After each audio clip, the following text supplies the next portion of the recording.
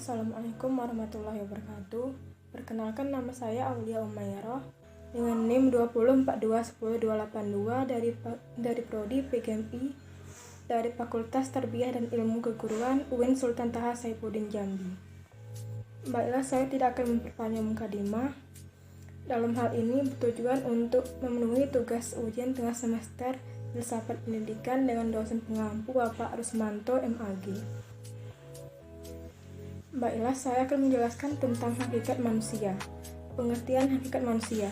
Hakikat manusia dalam konsep Islam adalah makhluk yang diciptakan oleh Allah Subhanahu wa Ta'ala, memiliki berfungsi sebagai potensi untuk bertumbuh berkembang menuju kesempurnaan. Kemudian ada 4 definisi hakikat manusia menurut para ahli. 1. Menurut Plato, hakikat manusia merupakan makhluk yang memiliki 3 unsur, yaitu roh, nafsu, dan rasio, di mana roh merupakan simbol kebaikan, nafsu sebagai sistem simbol keburukan, dan penggunaan kedua unsur tersebut kemudian dikontrol dan dikendalikan oleh rasio atau akal.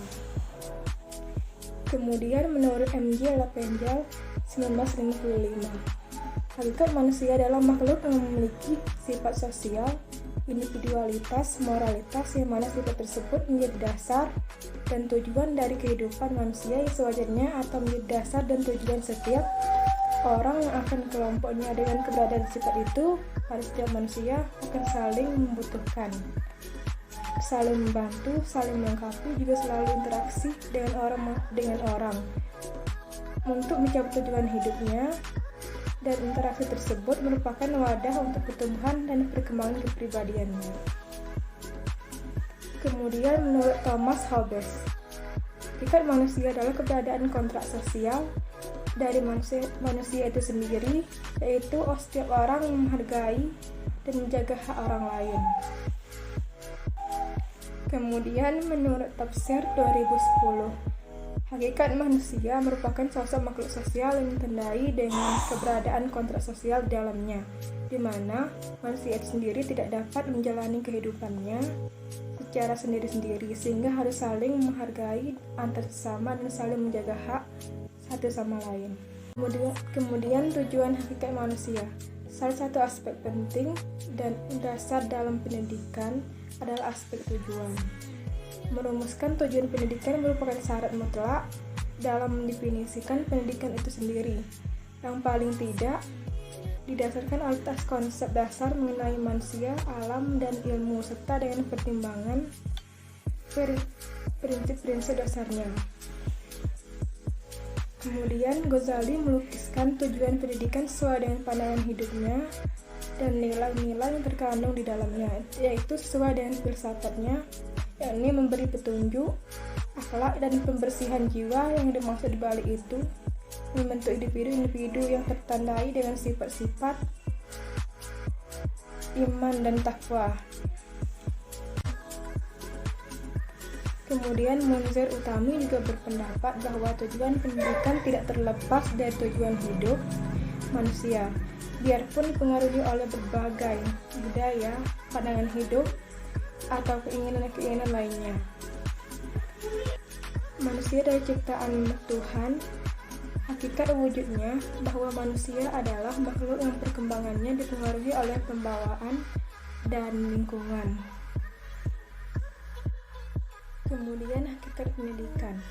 Hakikat pendidikan adalah proses pembelajaran sebagai upaya untuk mengembangkan aktivitas dan kreativitas peserta didik dengan interaksi yang menghasilkan pengalaman belajar.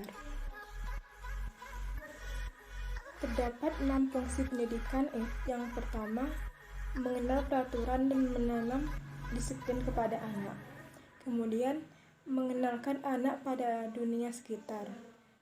Menumbuhkan sikap dan perilaku yang baik. Mengembangkan kemampuan berkomunikasi dan bersosialisasi. Mengembangkan keterampilan, kreativitas, kemampuan yang dimiliki oleh anak. Menyiapkan anak untuk memasuki pendidikan dasar. Kemudian, pendidikan bagi manusia dapat diuraikan sebagai berikut. Manusia sebagai makhluk Tuhan. Manusia memiliki kelebihan dan kekurangan masing-masing. Manusia sebagai kodrati memiliki potensi yang dibawa sejak lahir. Manusia merupakan suatu proses. Manusia sebagai makhluk individu. Kemudian eksistensi pendidikan dalam pengembangan fitrah manusia. Hubungan pendidikan dengan fitrah dan menentukan hubungan fitrah dengan pendidikan juga perlu diketahui. Pendidikan adalah usaha orang untuk mengembangkan kemampuan hidup secara optimal, baik secara pribadi maupun sebagai anggota masyarakat, serta memiliki nilai-nilai religius, sosial sebagai pengarah hidupnya.